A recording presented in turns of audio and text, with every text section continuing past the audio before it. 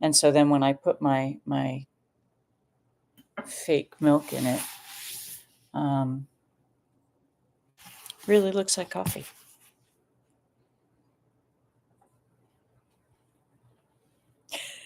Well, it actually gets darker than that. This isn't it. I didn't steep it as dark as I could because I think I only went like a minute 15.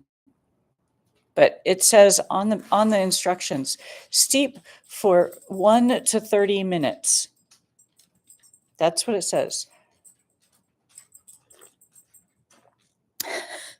Well, when I make another pot, when I re-steep that, I'll show you how black it gets, and maybe mine will match yours.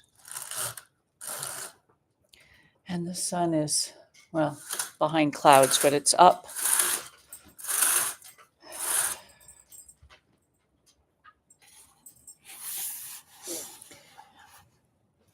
If I'm going to drink coffee, it's going to be black as the void. Definitely. Oh, where is he? This way. There's a Clyde.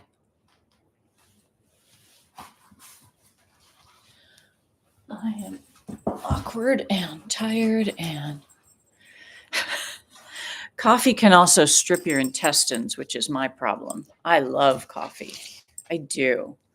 But that's why I had to find teas that I could put milk in that were good and hearty and gave me that feeling of coffee in the morning. But I love coffee. Oh, God, now I have that.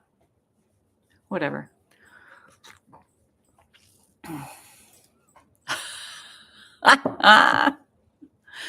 I appreciate that. I do appreciate that, Rainey. And I'm so glad that you get coffee in you so that you can be present for others in a healthier way. Okay. I don't know what you're over here for. What? Do you want to join us? Oh, goodness. Okay. I guess we have company. So we're going to go ahead and read. I know everybody who's in here knows the rules. So he might occasionally pop his head up. We'll see. Pillar number 3 in Caste by Isabel Wilkerson. Pillar number 3. Endogamy. I have not heard of endogamy. Endogamy. Endogamy and the control of marriage and mating. That's a good new word for us. The framers of the American caste system took steps early in its founding to keep the castes separate and to seal off the bloodlines of those assigned to the upper rung. This desire led to the third pillar of caste, endogamy, which means restricting marriage to people within the same caste. Never heard that term.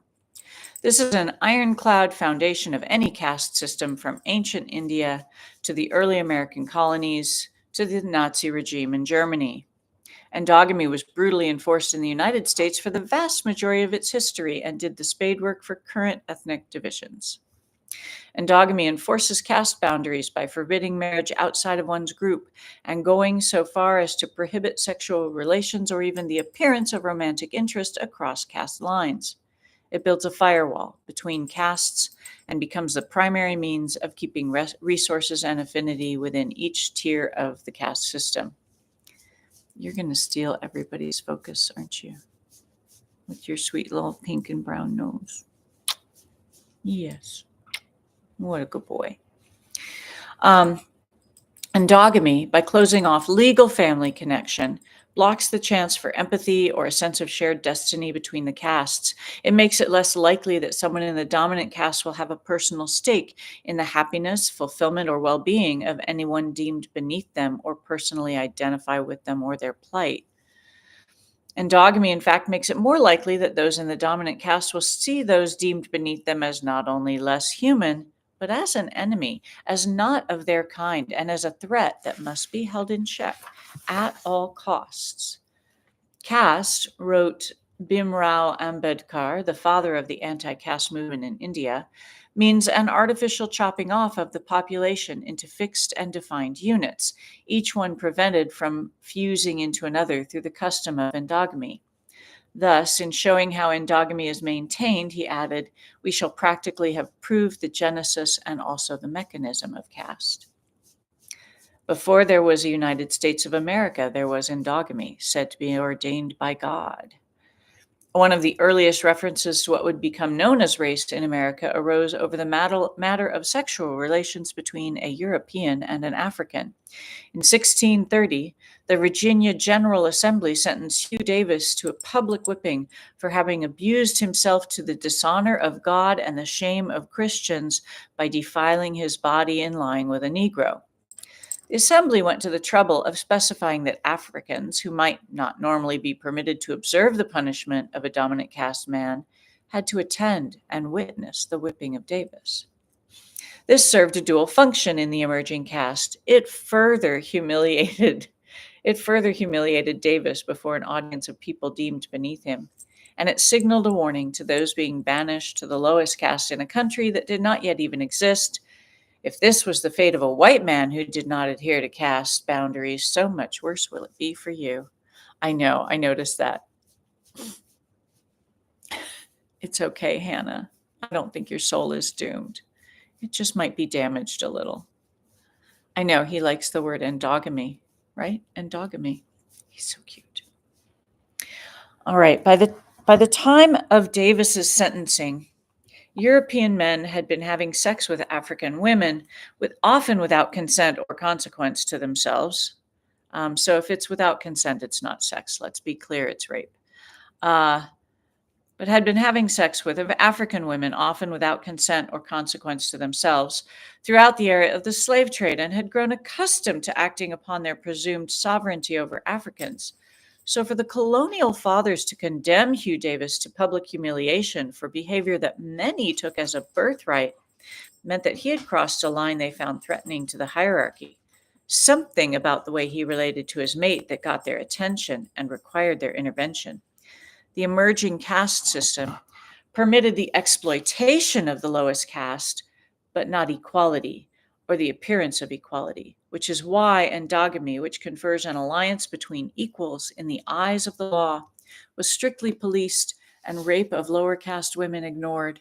The case of Hugh Davis was not only the first mention of race and hierarchy in America, but also the first attempt at setting the boundaries of publicly known relationships across caste lines.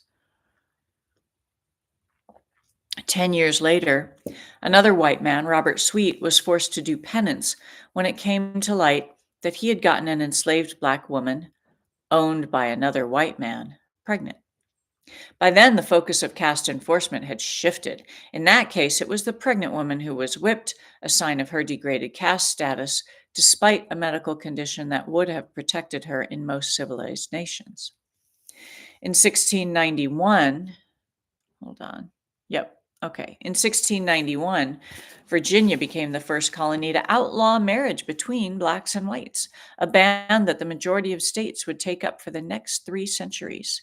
Some states forbade the marriage of whites to Asians or Native Americans in addition to African Americans, who were uniformly excluded.